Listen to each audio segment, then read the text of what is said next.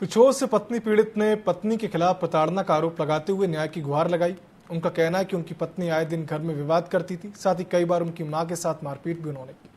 वहीं उन्होंने बताया कि मुझ पर और मेरे पिता पर दहेज उत्पीड़न का केस भी दर्ज कराया गया, जिसमें लिया है।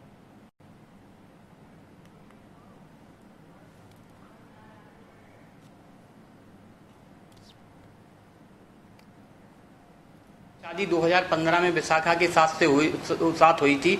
विशाखा शादी के बाद से ही फोन पर अन्य व्यक्तियों से बातचीत करती थी, जिस पर मैं आपत्ति लेता था और मेरे परिवार वाले भी उसको आपत्ति लेते थे। तो ये मुझसे और मेरे परिवार वालों से लड़ती झगड़ती मारपीट करती थी और झूठे केसों में फंसाने की धमकी देती थी। और इसने 2016 में हमारे खिलाफ झूठा दहेज एक्ट का प्रकरण दर्ज कराया, जिसमें हम लोग बाइज्जत बरी हुए।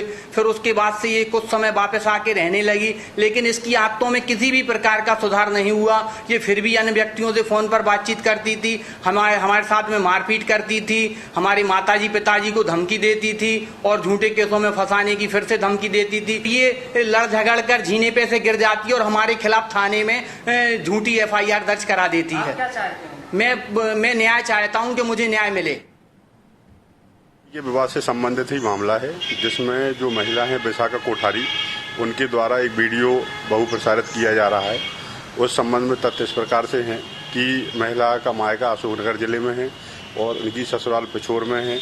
इनकी शादी शरद कोठारी से वर्ष 2015 में हुई थी। शादी के बाद से इनमें लगातार अनबन और झगड़े हो रहे हैं। अभी 2 दिन पहले ही ये महिला रात्रि के समय घायल अवस्था में थाने पर उपस्थित हुई थी और इनकी रिपोर्ट पर से इनके पति के खिलाफ 323, 324 व अन्य सुसंगत धाराओं में अपराध पंजीबद्ध किया गया था। जी बिल्कुल, अगले दिन पति भी घायल अवस्था में थाने पर उपस्थित आए थे। उन्होंने बताया था कि रात में पत्नी ने भी उनके साथ मारपीट करी है, तो पति की तरफ से भी एक मुकदमा पुलिस ने कायम कर लिया है।